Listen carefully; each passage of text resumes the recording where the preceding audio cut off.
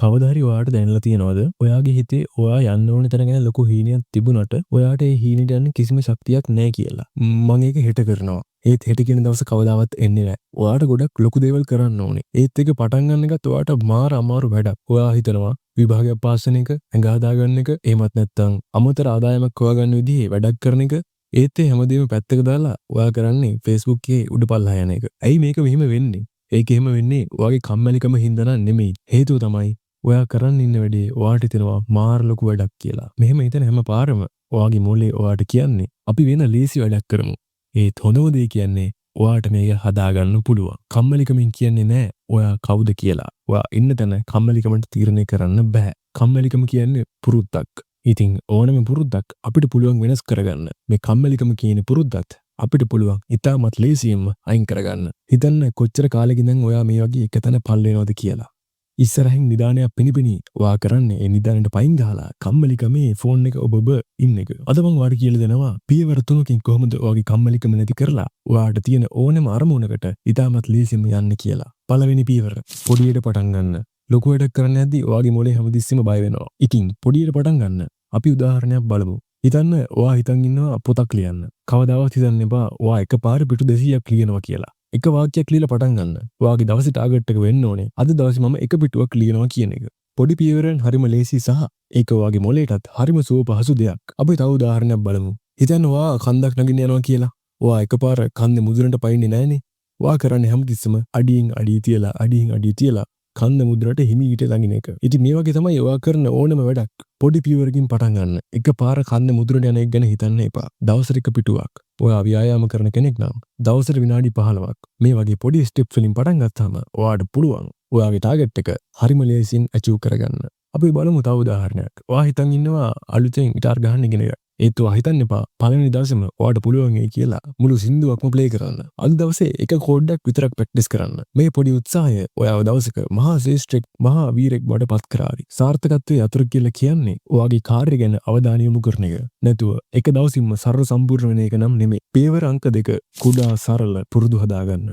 මොනවාද මේ කුඩා සරල පුරුදු කියලා කියන්නේ? අපි එක ගැන මෙහෙම බලමු. ඔයා හිතලා බලන්න මොනවාම හරි අලුත් අදහසක් ඔයාට ආවට පස්සේ එහෙම නැත්නම් මොකක් හරි සුපිරි ප්ලෑන් එකක් ඔයාගේ ඔළුවට ආවට පස්සේ ඔයා මාර විදිහට මොටිවේට් වෙනවා. ඔයාට අනාගතේ ගැන මාර ප්ලෑන්ස් ඇති වෙනවා. ඒත් ඔයාම කල්පනා කරලා බලන්න තව දවස් 2-3ක් යද්දි මේ උද්‍යෝගය එහෙම නැත්නම් මේ මොටිවේෂන් එක ඒ විදිහටම තියනවද කියලා. ඒක එහෙම වෙන්නේ නැහැ. දවස් 2-3ක් යද්දි ඔයාගේ හිතේ තිබ්බ උද්‍යෝගය එහෙම නැත්නම් මොටිවේෂන් එක නිකම්ම නැති වෙලා ගිහිල්ලා ඔයා ආයෙත් මුල ඉඳපු තැනටම ඇවිල්ලා. සාමාන්‍ය විදිහට ඔයා දවස් 30ම කරන්නේ ෆෝන් එක ඔබ Facebook එකේ උඩපල්ලා යන එක. ඒක නිසා ඔයා කරන්න ඕනේ මේ වගේ හොඳ අදහසක් ආපු ගමන්ම අලුතෙන් කුඩා සරල පුරුදු හදාගන්න එක. මොනවාද මේ කුඩා සරල පුරුදු කියලා කියන්නේ? ඉතින් අලුත් වැඩ පටන් ගන්න යද්දී ඔයාට එන මේ උද්‍යෝගය එහෙම නැත්නම් ආසාව කැමැත්ත නැති වෙලා යන්න පුළුවන් සම්භාවිතාව ගොඩක් වැඩි. ඒත් ඔයා කුඩා සරල පුරුදු හදාගත්තොත් ඔයාට පුළුවන් ඔයාගේ ඔළුවට ආපු අදහස ඔටෝමැටික් වෙන විදිහට හැමදේම නිර්මාණය කරගන්න. මොකද්ද මම මේ කිව්වේ? අපි පොඩි උදාහරණයක් බලමු.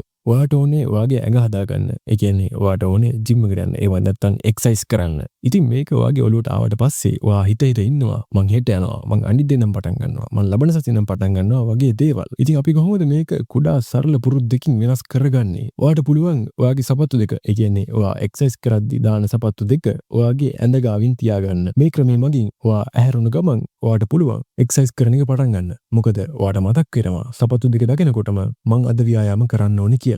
හොඳ අදහසක් නේද? දැන් හිතන්න පොඩි කාලේ ඔයා පුට් සයිකල් පදින්න පුරුදු වෙච්ච විදිය බයිසිකලේ දෙපැත්තට පොඩි රෝද දෙකකුත් හයි කරගෙන කිසිම ගේමක් නැතුව ඔයා බයිසිකලේ පදින්න පුරුදු වෙච්ච විදිය ඔයා වැටෙන්න යද්දි ඒ වැටෙන්න යන එක මේ රෝද දෙක නිසා වැළැක්ුණා. ඉතින් ඒ වගේ තමයි ඔයා මොකක් හරි කුඩා සරල පුරුද්දක් හදාගත්තාම ඔයා අතාරින්න යන හැම වෙලෙම ඒ වැඩේ ඔටෝමැටික් සිද්ධ වෙන විදිහට තමයි මේක හැදලා තියෙන්නේ. ඉතින් ඔයා හිතන්න අද ඉඳන් ඔයාට මොනවද පටන් ගන්න පුළුවන් කුඩා සරල පුරුදු. උදාහරණයක් විදිහට ඔයා අද දවසේ කරන්න ඉන්න දේවල් ටික පොතක ලියන එක. උදේ නැගිට ගමන් හොඳ වතුරු විදුරුවක් බොන එක. ඉතින් මේ කුඩා සරල පුරුදු ඔයාගේ අරමුණ පහසු කරනවා වගේම ඔයාගේ උද්‍යෝගයත් රඳවාගෙන තියෙනවා. පියවර අංක 3 මිනිත්තු 2 නීතිය පිළිපදින්න. මොකද්ද මේ මිනිත්තු 2 නීතිය කියලා කියන්නේ? අපිට තියෙන අමාරුම වැඩේ තමයි මොකක් හරි වැඩක් පටන් ගන්න එක. ඉතින් ඔයාටම පොරොන්දු වෙන්න මං විනාඩි 2ක් මේ වැඩේ කරනවා කියලා. හරියටම විනාඩි 2යි. වැඩිපුර නෑ. විනාඩි 2යි. එච්චරයි. ඉතින් සම්පූර්ණ පොතක් කියවන්න ඕනේද? පටන් ගන්න එක පිටුවක් කියවලා. ඔයාට ඔයාගේ කාමරය පිරිසිදු කරගන්න ඕනේද? පටන් ගන්න එක මුල්ලක් පිරිසිදු කරලා. ඔයා ඕනම වැඩ පටන් ගත්තාම ඒක හරිම සරලයි ඉස්සරහට කරගෙන යන එක. හරියට නිකන් කන්දක් උඩට ලොකු බෝලයක් අරන් ගිහිල්ලා පල්ලෙහාට තල්ලු කරන වගේ වැඩක්. අමාරු වැඩේ තමයි කන්ද මුදුරට බෝලේ තල්ලු කරන් යන එක. උඩටම ගියාට පස්සේ බෝලේ පල්ලෙහාට තල්ලු කරන එක කිසිම ගේමක් නැහැ. ඉතින් මේ වගේ තමයි ඕනම වැඩක් පටන් ගන්න එකයි අමාරු.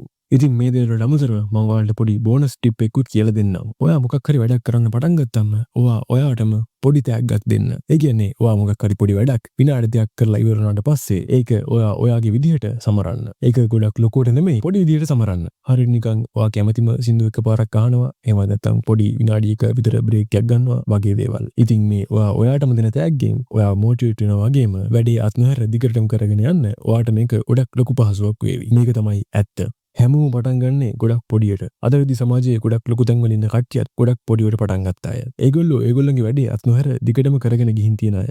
ඔයාට මොන දෙයකින්වත් ඔයා සර්ව සම්පූර්ණ වෙන්න ඕනේ නැහැ. ඔයා එකපාරම මාර දක්ෂෙක් වෙන්න ඕනෙත් නැහැ. ඒත් වෙන්න ඕනේ එකම දේ ඔයා ඕනෙම දෙයක් පටන් ගන්න එක. ඔයා හිතන්නේ ඔයාගේ හීනියන් කියලා කියන්නේ පොඩි ගිනි ගොඩක් කියලා. ඔයා තියෙන හැම ස්ටෙප් එකක්ම ඔයාගේ ගිනි ගොඩට ඔයා අලුතෙන් තෙල් දානවා වගේ වැඩක් තමයි වෙන්නේ. ඉතින් අන්තිමට මේ පොඩි ගිනි ගොඩ මහා ගිනි ගොඩක් වෙලයි නවතින්නේ. ඉතින් මේ පොඩි ගිනි ගොඩ ලොකු ගිනි ගොඩක් කරන්න ඔයා අද දවසේ කොච්චරක් තෙල් එකතු කරනවද? මතක තියාගන්න. ඔයා කරන වැඩේ අසාර්ථක වෙනවා කියන්නේ ඔයා පෙරදුනා කියන එක නම් නෙමෙයි. ඕන කෙනෙක් ෆේල් වෙන්න පුළුවන්. වැදගත්ම දේ වෙන්නේ ආපහු ඔයා නැගිටලා ආය පාරක් උත්සාහ කරන එක. අසාර්ථකත්වය කියලා කියන්නේ සාර්ථකත්වයේ විරුද්ධ පදේ නෙමෙයි. ඒක ඔයාගේ සාර්ථකත්වයට යන ගමනේ තවත් එක් පියවරක් විතරයි. ඔයාටම අවංක වෙලා ඔයාගේ වැඩේ දිගටම කරගෙන යන්න. අපි ඒක සරලව බලමු. ඔයාට ලොකු අරමුණක් තියෙනවා. ඒත් ඔයා මාර විදිහට කම්මැලි. එහෙනම් මේ තමයි ඔයා කරන්න ඕනේ දේවල් 3. අංක 1 කුඩා සරල පියවරයන් හදාගන්න.